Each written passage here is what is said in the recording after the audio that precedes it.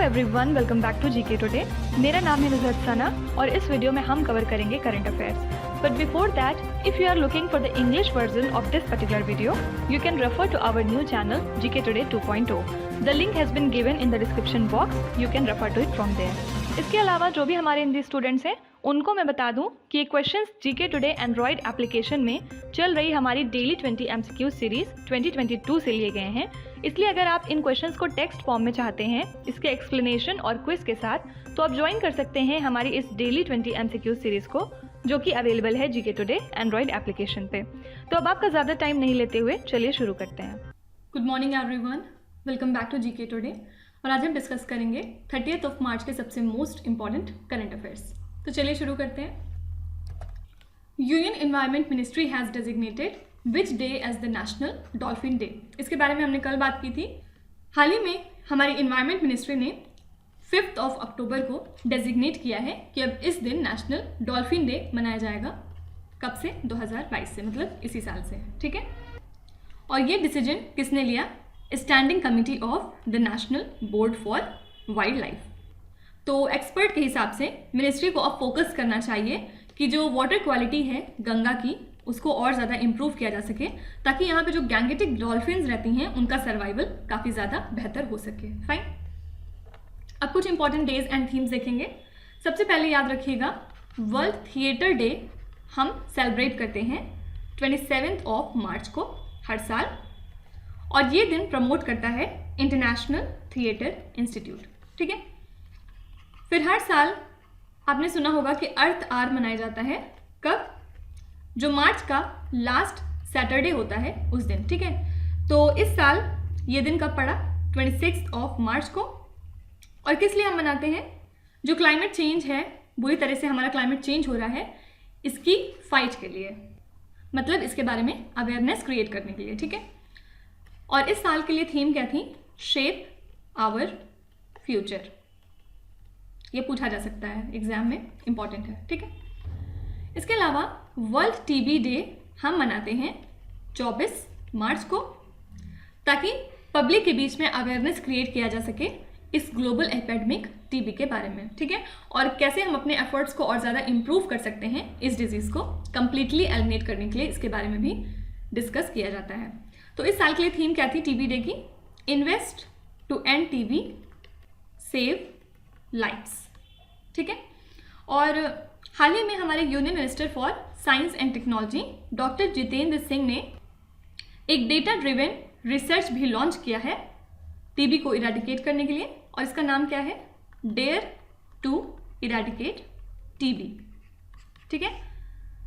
तो ये एक तरह का अम्ब्रेला टीबी प्रोग्राम है जिसके अंदर में बहुत सारे इनिशिएटिव्स उठाए जाएंगे। For example, Indian TB genomic surveillance consortium, फिर Indian TB knowledge hub webinar series launch होंगी, और भी कई तरह के इनिशिएटिव इसमें देखने को मिलेंगे हमें। ठीक है।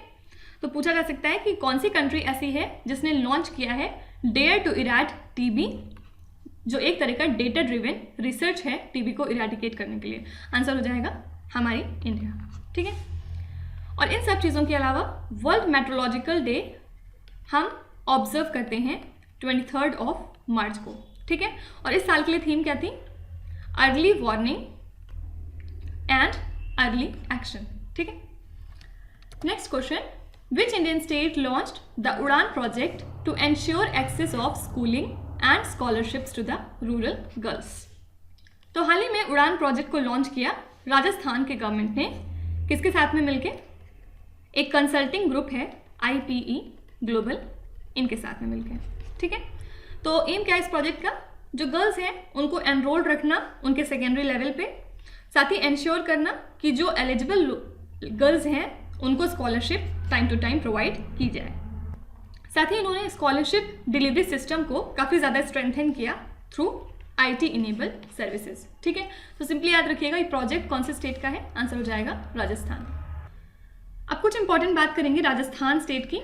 सबसे पहले स्टेट गवर्नमेंट ऑफ राजस्थान ने हाल ही में अनाउंस किया है camel protection and development policy. ठीक है। इसमें क्या है? क्योंकि जो कैमल की पॉपुलेशन है वो कंटिन्यूसली देखी जा रही है घटते हुए राजस्थान स्टेट में, इस वजह से इस पॉलिसी को रिलीज किया गया है।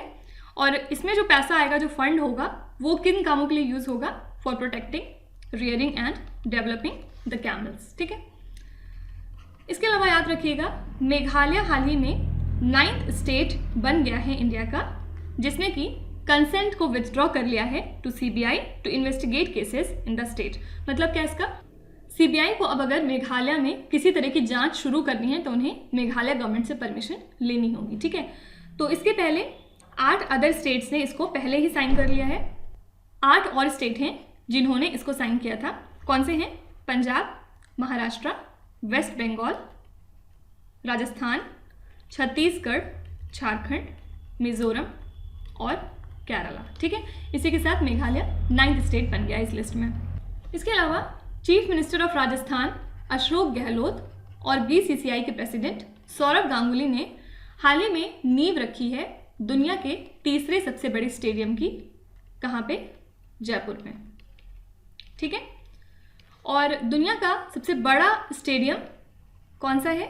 नरेंद्र मोदी स्टेडियम, जिसको पहले मोटेरा स्टेडियम के नाम से भी जाना जाता था। कहाँ है? अहमदाबाद में। और सेकेंड लार्जेस्ट कौन सा है पूरी दुनिया का? Melbourne cricket ground. अब ये वाला स्टेडियम थर्ड लार्जेस्ट हो जाएगा। ठीक है, क्या बता सकते हैं कि इंडिया का पहला प्लास्टिक पार्क कहाँ पे सेटअप करने का अनाउंस किया गया है? The European Union has agreed to a framework for cross border data transfers along with which country? तो यूरोपियन यूनियन और यूएस ने अनाउंस किया है कि इन्होंने एग्री कर लिया है in principle to a new framework for cross border data transfer. ठीक है, तो पहले क्या होता था? एक एग्रीमेंट इनके बीच में साइन हुआ था जिसका नाम था प्राइवेसी शील्ड। इसमें फर्म्स को अलाउ था कि वो यूरोपियंस डेटा को यूएस में शेयर कर सकते हैं, लेकिन अब जो ये नया एग्रीमेंट है ये रिलीफ प्रोवाइड करेगा tech giants, for example Meta और गूगल को। ठीक है, तो ये किसके बीच में साइन हुआ है? यूरोपियन यूनियन और यूएसए, राइट। अब यूएसए से रिलेटेड कुछ इंपॉर्टेंट क्वेश्चंस देखेंगे। फर्स्ट ऑफ ऑल, आशीष झा जो कि एक फिजिशियन है इंडियन ओरिजिन के और ये रहते हैं यूएस में, इनको हाल ही में अपॉइंट किया गया है as the new White House कोविड-19 रिस्पॉन्स कोऑर्डिनेटर। ठीक है, इसके अलावा पहले हमने देखा था कि यूएस और यूरोपियन यूनियन ने ये डिसाइड किया था कि वो रशियन बैंक्स को कट ऑफ कर देंगे फ्रॉम द स्विफ्ट प्लेटफॉर्म। ठीक है, और स्विफ्ट क्या है? ये एक मेन इंटरनेशनल पेमेंट सिस्टम है। तो जो रशिया की सेंट्रल बैंक एसेट्स हैं उनको भी फ्रीज कर दिया जाएगा, जिससे जो मॉस्को की एबिलिटी है फॉरेन रिजर्व को एक्सेस करने की वो काफ़ी ज़्यादा कम हो जाएगी। ठीक है, और इंटेंशन क्या है ऐसा करने का? जो रशिया है उसको ब्लॉक करना इंटरनेशनल फाइनेंशियल सिस्टम से, ताकि जो इनका इन्वेजन है यूक्रेन के ऊपर उसमें थोड़ा सुधार लाया जा सके। ठीक है, तो आपको कमेंट्स में बताना है कि स्विफ्ट का फुल फॉर्म क्या होता है। ठीक है, इसके अलावा पार्लियामेंट ऑफ नेपाल ने हाल ही में अप्रूव किया है $500 मिलियन यूएस ग्रांट। हालांकि यहाँ पे बहुत ज़्यादा ऑपोजिशन और स्ट्रीट प्रोटेस्ट देखे गए फ्रॉम द कम्युनिस्ट पार्टीज, फिर भी इसको रेटिफाई कर दिया गया। ठीक है, तो 2017 में यूएस गवर्नमेंट के MCC पैक्ट को साइन किया था नेपाल ने इनके इंफ्रास्ट्रक्चर प्रोजेक्ट के लिए, लेकिन इसका रेटिफिकेशन उस टाइम पे नहीं हो पाया था। इस वजह से उसको होल्ड में डाल दिया गया था, क्योंकि बहुत ज़्यादा डिवीजन देखे गए पॉलिटिकल पार्टीज में। ठीक है, लेकिन अब इसको रेटिफाई फाइनली कर दिया गया है। Alright, Bali declaration which was unveiled recently aims to prevent the illegal trade of which product? तो 4th meeting of the conference of parties मतलब COP4 कंडक्ट की गई हाल ही में। कहाँ पे? बाली इन इंडोनेशिया। ठीक है, और इसमें डिसाइड किया गया कि 10 तरह के प्रोडक्ट जो मरकरी कंटेन करते हैं उनको फेज आउट किया जाएगा। वहीं 4 तरह के प्रोडक्ट जो मरकरी को कंटेन करते हैं इनको रिव्यू किया जाएगा COP5 में, जो कि कहाँ होगी? जेनेवा, स्विट्जरलैंड में। ठीक है, और बाली डिक्लेरेशन क्यों अनवील किया गया? To prevent illegal mercury trade, right. तो याद रखिएगा जो COP4 है इसको कंडक्ट किया गया था on the Minamata convention on mercury. Fine, now apart from it, ISRO ने हाल ही में सक्सेसफुली कंप्लीट कर लिया है ground test of solid fuel based booster stage मतलब SS1 ऑफ इसका नया स्मॉल सैटेलाइट लॉन्च व्हीकल। कहाँ से? सतीश धवन स्पेस सेंटर, श्रीहरिकोटा, आंध्र प्रदेश से। ठीक है। और चेयरमैन कौन है इसरो के?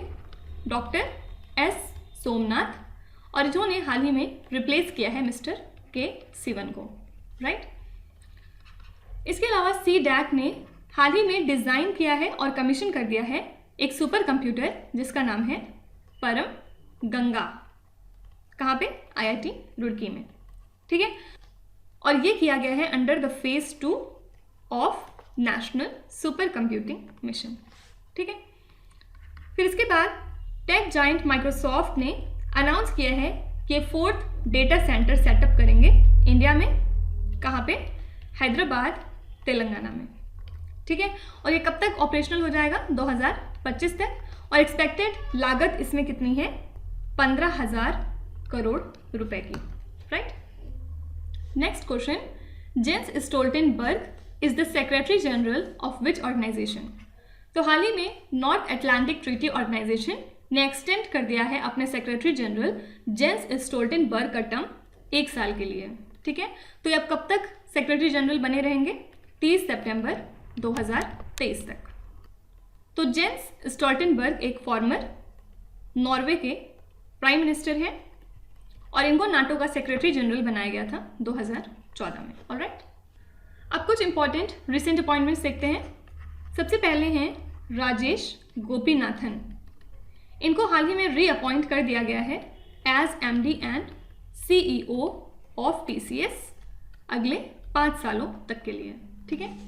इसके अलावा गेम्स 24/7 प्राइवेट लिमिटेड, जो कि एक इंडिया का leading digital skill game company है, इन्होंने अपॉइंट किया है इंडियन क्रिकेटर्स शुभमैन गिल और ऋतुराज गायकवाड़ को अपने नए ब्रांड एम्बेसडर के तौर पे, ठीक है।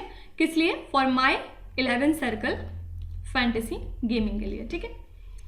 फिर इसके बाद हैं तपन सिंघल। ये MD और CEO हैं Bajaj alliance general insurance company के, और हाल ही में इनका टेन्योर 5 सालों तक के लिए बढ़ा दिया गया है, ठीक है। इसके बाद एक लास्ट है अजय भूषण पांडे। इनको हाल ही में अपॉइंट किया गया है as chairman of national financial reporting authority, alright. Next है airports authority of India partnered with which institution to develop indigenous air traffic management systems? So airport authority of India ने under its research and development initiative ये इन्होंने एक agreement sign किया है with Navratna defence public sector unit, Bharat electronics limited, और साथ में अब ये डेवलप करेंगे indigenous air traffic management system को, ठीक है। और इसके लिए इन्होंने कोलैबोरेट किया है on the systems for surface movement of aircraft eight airport in the country, जो कि पहले बाहर से इंपोर्ट किए जाते थे, ठीक है। तो ये जो एग्रीमेंट है ये साइन किया गया ड्यूरिंग विंग्स इंडिया 2022 कॉन्फ्रेंस, और ये कहाँ पे हुई थी? हाल ही में हैदराबाद में, राइट। देखिए इसके अलावा पहले हमने ये भी देखा है कि यूनियन सिविल एविएशन मिनिस्ट्री ने हाल ही में अनाउंस किया है कि सेंट्रल गवर्नमेंट अब प्लान कर रही है कि ये 220 नए एयरपोर्ट सेटअप करेंगे। कब तक? 2025 तक, ठीक है। साथ ही जो कार्गो फ्लाइट्स होती हैं फॉर पेरिशेबल फूड आइटम्स, उनको भी इंक्रीज किया जाएगा by 30% with 133 new flights in the coming years. इसके अलावा 7 एयरपोर्ट अथॉरिटी ऑफ इंडिया के एयरपोर्ट्स को सेलेक्ट कर लिया गया है for voice of customer recognition under the world voice of customer initiative. किसका इनिशिएटिव है ये? एयरपोर्ट काउंसिल इंटरनेशनल, ठीक है। तो कौन से 7 एयरपोर्ट्स हैं? चेन्नई, गोवा, कोलकाता, पटना, पुणे, चंडीगढ़ एंड भुवनेश्वर।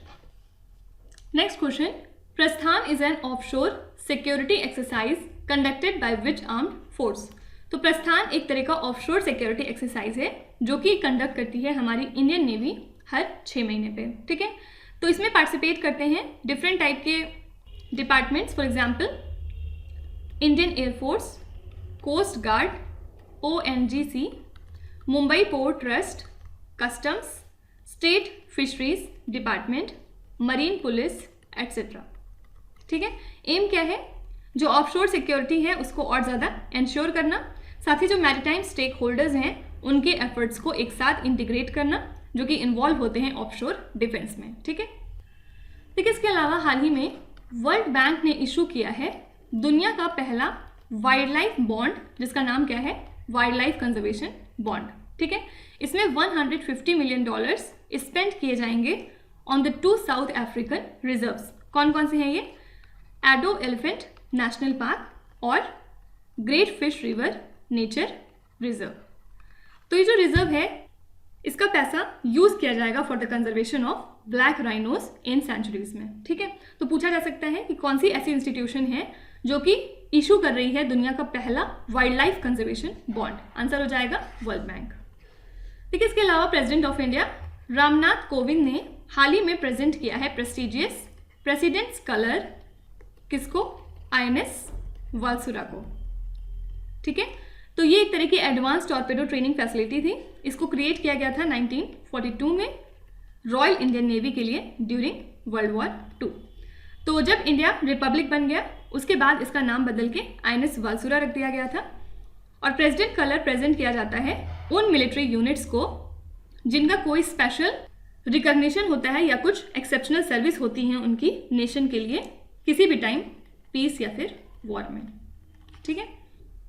ठीक है, इसके अलावा यूरोपियन एक्सटर्नल एक्शन सर्विस ने अनाउंस किया है एक joint declaration by the European union, Australia, Comoros, India, Japan, Mauritius, New Zealand, south Korea, Singapore and Sri Lanka, ठीक है।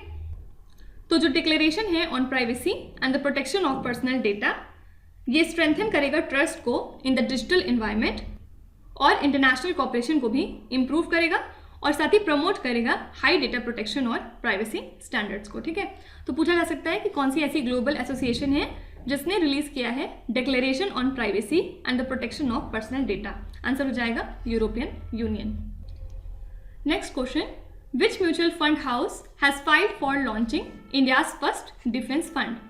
तो HDFC म्यूचुअल फंड ने हाल ही में एक स्कीम इंफॉर्मेशन डॉक्यूमेंट फाइल की है सेबी के साथ में फॉर इंडिया का पहला फर्स्ट डिफेंस फंड। उसका नाम क्या है, HDFC डिफेंस फंड, ठीक है। तो ये एक तरह की ओपन एंडेड इक्विटी स्कीम है जो कि इन्वेस्ट करेगी डिफेंस और अलाइड सेक्टर कंपनीज में। अलाइड सेक्टर कंपनीज मतलब एरोस्पेस, एक्सप्लोसिव, शिप बिल्डिंग या फिर इंडस्ट्रीज और स्टॉक्स जो प्रेजेंट होती हैं society of Indian defence manufacturer list में, ठीक है। ठीक है, इसके अलावा इंडियन इंस्टीट्यूट ऑफ एंटरप्रेन्योरशिप जो कि किसके अंदर में काम करती है, ministry of skill development and entrepreneurship.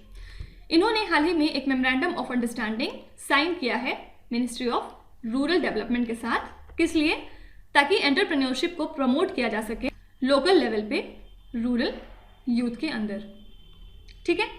तो इस एग्रीमेंट में जो स्टार्टअप विलेज एंटरप्रेन्योरशिप प्रोग्राम है ये फोकस करेगा on promoting employment opportunities in rural India, fine. देखिए इसके अलावा सिडबी ने हाल ही में एक MOU साइन किया है Meghalaya infrastructure development and finance corporation के साथ में। तो सिडबी का फुल फॉर्म क्या होता है, small industries development bank of India. तो इस MOU के तहत सिडबी और मेघालय गवर्नमेंट एक साथ काम करेंगे to ensure the development of MSME ecosystem Meghalaya state में, right. Next question, which institution released the framework for geo tagging of payment system touch points. तो रिजर्व बैंक ऑफ इंडिया ने रिलीज किया है framework for geo tagging of payment system touch points. और geo tagging से आप क्या समझते हैं, जो जियोग्राफिकल कोऑर्डिनेट्स होते हैं उनको कैप्चर करना, मतलब लैटिट्यूड और लॉन्गिट्यूड को, ठीक है। तो ये जो फ्रेमवर्क है ये एम करेगा कि प्रॉपर मॉनिटरिंग हो सके ability of payment acceptance infrastructure की, including point of sale terminals और QR कोड्स की, ठीक है। तो सिंपली याद रखिएगा कि ये जो फ्रेमवर्क है किसने रिलीज किया है, रिजर्व बैंक ऑफ इंडिया ने। अब कुछ important economy related current affairs देखेंगे। एक यूनाइटेड नेशंस रिपोर्ट के हिसाब से इंडिया का प्रोजेक्टेड इकोनॉमिक ग्रोथ 2022 के लिए डाउनग्रेड कर दिया है 2% से लेके 4.6% तक। किस लिए, due to the tensions between Russia and Ukraine. जो वॉर चल रही है यूक्रेन में उसकी वजह से और इस वजह से जो न्यू दिल्ली है यहाँ पे सेवरल तरह के रिस्ट्रिक्शंस देखे जा सकते हैं। साथ ही एनर्जी एक्सेस में कुछ प्रॉब्लम आ सकती है, इन्फ्लेशन बढ़ सकता है, पॉलिसीज टाइटन की जा सकती हैं या फिर फिनेंशियल स्टेबिलिटी भी डिस्टर्ब हो सकती है। ठीक है, इसके अलावा OECD मतलब organisation for economic cooperation and development, इन्होंने प्रोजेक्ट किया है इंडिया का GDP ग्रोथ फिनेंशियल ईयर 24 के लिए 5.5% और फिनेंशियल ईयर 23 के लिए 8.1%। इसके अलावा फिच रेटिंग ने इंडिया की GDP ग्रोथ को स्लैश किया है फिनेंशियल ईयर 2022-23 के लिए कितने पे 8.5% in its global economic outlook March 2022। इन सब चीज़ों के अलावा ब्लूमबर्ग ने हाल ही में एक डेटा रिलीज किया ऑन मार्केट कैपिटलाइजेशन। तो इसमें इन्होंने बताया कि पहली बार इंडिया की जो इक्विटी मार्केट है वो दुनिया की टॉप 5 लिस्ट में शामिल हो गया है in terms of market capitalisation. ठीक है, तो इंडिया की रैंक 5th है with an overall market capitalisation of $3.21 trillion. क्या आप बता सकते हैं कि इसमें कौन सी कंट्री टॉप पे थी? Next question, which Indian state was rank 3rd in terms of per capita income in the physical year 2021-22? तो इकोनॉमिक सर्वे ऑफ दिल्ली के हिसाब से दिल्ली की रैंक 3rd थी इन terms of per capita income और फर्स्ट 2 कौन थे? सिक्किम और गोवा। तो इस सर्वे के मुताबिक दिल्ली की पर कैपिटा इनकम ग्रो कर गई है 16.81% के साथ ईयर ऑन ईयर बेसिस पे और ये पहुंच गई है अब 4,01,982 रुपये पे फिजिकल ईयर 2021 और 22 में। ठीक है, और जो पर कैपिटा इनकम है दिल्ली का वो 3 टाइम्स हायर है नेशनल एवरेज से। ठीक है, अब दिल्ली के बारे में कुछ इंपॉर्टेंट करंट अफेयर्स देखते हैं। सबसे पहले नेशनल ट्यूबरक्यूलोसिस प्रिवेलेंस सर्वे ये हाल ही में रिलीज किया है हमारे हेल्थ मिनिस्टर मनसुख मांडविया ने और इसी के साथ इन्होंने एक एनुअल TB रिपोर्ट भी जारी की थी और इस रिपोर्ट के हिसाब से दिल्ली में सबसे ज़्यादा प्रिवेलेंस देखा गया 2019 और 21 में, वहीं गुजरात में सबसे कम प्रिवेलेंस था। ठीक है, और ये जो TB प्रिवेलेंस है इंडिया के एडल्ट्स में ये वैल्यू कितनी है इसकी 312 पर 1 लाख एडल्ट्स इन 2019-21। तो हर 2.84 पर्सन्स में ये पाया गया कि इनमें से खाली 1 was registered in the national surveillance system. Fine, तो अगर पूछते हैं कि नेशनल ट्यूबरक्यूलोसिस प्रिवेलेंस सर्वे में कौन सी स्टेट या union territory highest prevalence of TB पे थी, आंसर हो जाएगा न्यू दिल्ली। इसके अलावा न्यू दिल्ली को रैंक किया गया है as the world's most polluted capital city दूसरी बार लगातार। ठीक है, और न्यू दिल्ली के बाद कौन सी सिटी थी? ढाका 2nd नंबर पे, ये बांग्लादेश में है। फिर 3rd नंबर पे थी ND जमेना, ये है चैड में। इसके बाद 4th पे थी दुशानबे, कहाँ है ये? ताजिकिस्तान में। फिर इसके बाद थी मस्कट ओमान में। ठीक है, तो 15 सबसे ज़्यादा पॉल्यूटेड सिटीज़ में सेंट्रल और साउथ एशिया की 2021 में 12 इसमें से इंडिया की थी, ये ऑफिशियल डेटा के मुताबिक है। ठीक है, तो अब आ जाते हैं आपके क्विज पे। ये 5 क्वेश्चंस हैं जिनको आपको ध्यान से पढ़ना है और इसका जवाब आपको कमेंट्स में लिखना है। तो यहाँ पे वीडियो को पॉज करिए, एक एक करके ध्यान से क्वेश्चंस को पढ़िए। जो आपको आते हैं वेल एंड गुड, जो नहीं आते हैं कोई भी बात नहीं, विथ टाइम डेफिनेटली आपका स्कोर इंप्रूव करेगा। बस आपको कंसिस्टेंट और परसिस्टेंट रहने की ज़रूरत है। So that's it for today. I hope you have like this session. आज का सेशन आपको कैसा लगा ज़रूर बताइएगा कमेंट्स में। साथ ही साथ आपका कोई भी रिव्यू है, फीडबैक है या फिर सजेशन है तो वो भी आप हमें बता सकते हैं। हमें जानकर खुशी होगी और हम पूरी कोशिश करेंगे इसको इम्प्लीमेंट करने की। तो कल फिर हम लोग मिलेंगे सेम टाइम सेम जगह कल के करंट अफेयर्स के साथ। Till then stay tuned. Thank you so much for watching and please do not forget to subscribe to GK Today।